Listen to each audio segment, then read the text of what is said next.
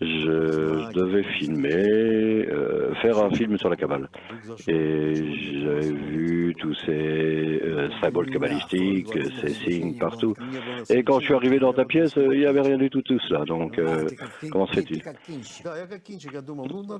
Et j'ai vu qu'il n'y avait rien finalement à filmer, de quoi filmer. Tu es un metteur en scène de plus de 80 films. Je voulais faire de l'argent, faire un gros film à propos de la Kabbale avec des fils rouges, de l'eau bénite, il n'y avait rien de tout cela. C'est ça que je voulais faire. Bien sûr, ça c'est l'histoire de fond, mais maintenant on est arrivé à pour révéler le Créateur entre nous, de la connexion entre nous. Dans la sagesse de la Kabbale, il ne parle que de connexion entre les gens. Bah, attends. Le Créateur, il faut comprendre ça, que le Créateur est révélé entre nous, mais pas entre les gens. Entre nous, ça veut dire entre nous qui désirons le prochain degré de compréhension, parce que la Kabbale parle de quelque chose qui est au-delà de notre conscience, de notre perception. Par conséquent, ce n'est pas tout simplement deux personnes qui, entre elles-mêmes, peuvent atteindre quelque chose.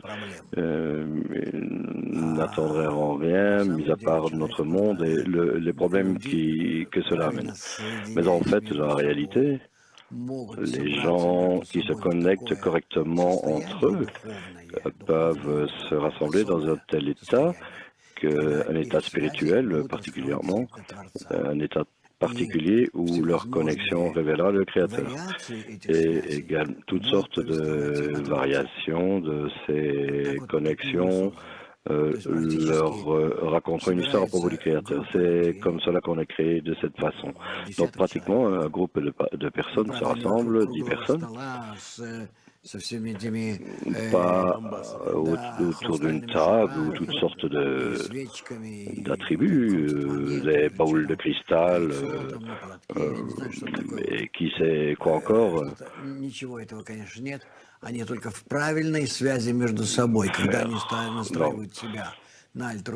Dans la bonne connexion entre eux, lorsqu'ils se règlent sur une connexion altruiste, mais ce n'est pas une chose simple.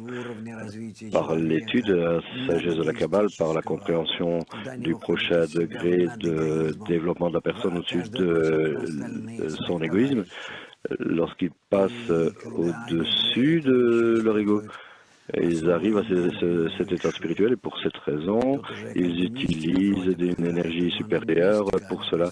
On dirait que c'est de mysticisme, mais ce n'est pas du mysticisme du tout. C'est au-dessus de nous, tout ce que nous recevons.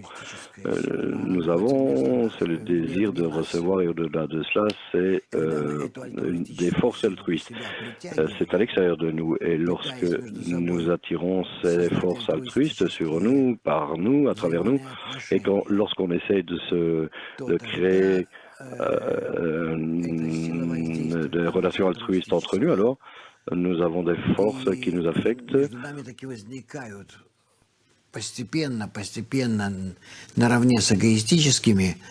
Et entre nous, avec nos désirs égoïstes que nous avons, nous recevons la connexion altruiste, mais pas naturelle. Et elles sont appelées spirituelles. Et alors, juste la bonne relation entre les désirs égoïstes et les forces altruistes, lorsqu'elles se mélangent, nous donne la compréhension du Créateur, de la force supérieure. En même temps, on ne disparaît pas.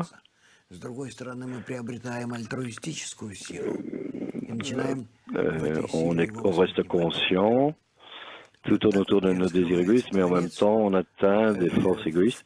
C'est comme cela qu'on commence à atteindre le Créateur. C'est comme ça qu'il se révèle pour nous dans la bonne connexion entre les gens.